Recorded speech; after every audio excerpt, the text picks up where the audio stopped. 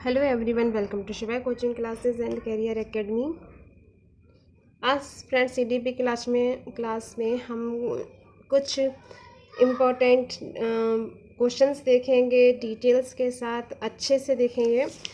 First question है, शैक्षिक सुधारों में प्रभावी विकेंद्रीकरण तभी संभव होगा।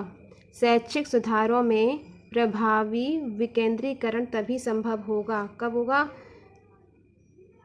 जब खंड व संकुल संदर्भ केंद्रों की भागीदारी बढ़े। राइट, जब खंड व संकुल संदर्भ केंद्रों की भागीदारी बढ़े। नंबर 2 है, स्थानीय संदर्भ व्यक्ति उपलब्ध हो। स्थानीय संदर्भ व्यक्ति उपलब्ध हो।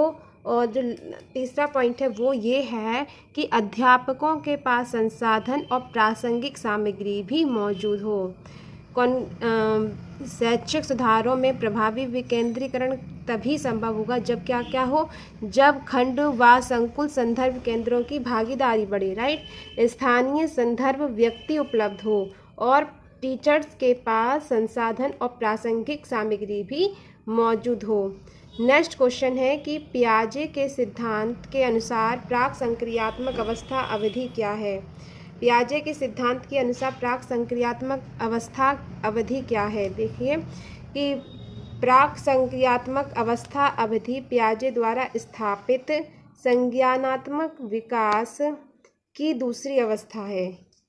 राइट, प्राक संक्रियात्मक अवस्था पियाजे द्वारा स्थापित संज्ञानात्मक विकास की दूसरी अवस्था है। ठीक है, पियाजे के अनुसार दूसरी अवस्था लगभग 2 से 7 वर्ष की तक होती है। इस अवस्था को पुनः 2 भागों में बांटा जाता है।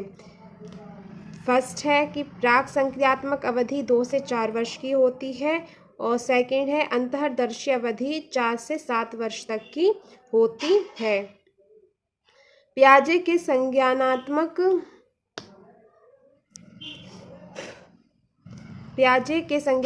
विकास के अन्य 3 चरण हैं। अन्य 3 चरण कौन कौन से हैं? फर्स्ट है संवेदी गतिक अवस्था, जन्म से 2 वर्ष। संवेदी गतिक अवस्था जन्म से 2 वर्ष है।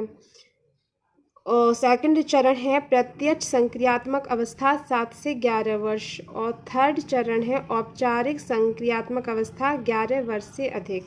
राइट, पियाजे के संज्ञानात्मक विकास के 3 चरण हैं। कौन कौन से? संवेदी गतिक अवस्था जन्म से 2 वर्ष, प्रत्यक्ष संक्रियात्मक अवस्था 7 वर्ष से 11 वर्ष और औपचारिक संक्रियात्मक अवस्था 11 वर्ष से अधिक।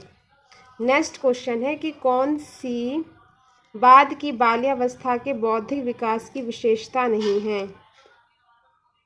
देखिए, बाल्यावस्था में बच्चों के बौद्धिक विकास की निम्नलिखित विशेषताएं होती हैं।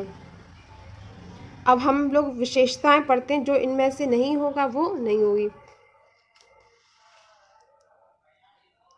फर्स्ट है विशेषताएं, पहले हम लोग देख लेते हैं कि बाल्यावस्था में बच्चों के बौद्धिक विकास की कौन कौन सी विशेषताएं हैं। फर्स्ट है सहज प्रवृत्तियों तथा मूल प्रवृत्तियों का विकास होता है। क्या होता है? सहज प्रवृत्तियों तथा मूल प्रवृत्तियों का विकास होता है।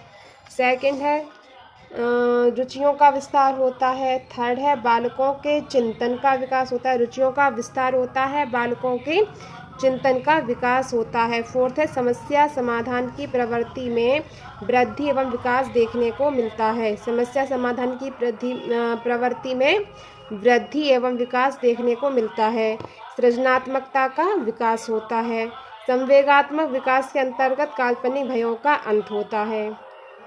राइट, उपरोक्त विशेषता के आधार पर यह निष्कर्ष निकाला जाता है कि भविष्य की योजनाओं की सूझबूझ बाल्यावस्था के बौद्धिक विकास का भाग नहीं है। भविष्य की योजनाओं की सूझबूझ बाल्यावस्था के बौद्धिक विकास का भाग नहीं है या बौद्धिक विकास की विशेषता नहीं है। मिलते हैं नेक्स्ट वीडियो में कुछ और डिटेल्स के साथ, कुछ और नए क्वेश्चंस के साथ।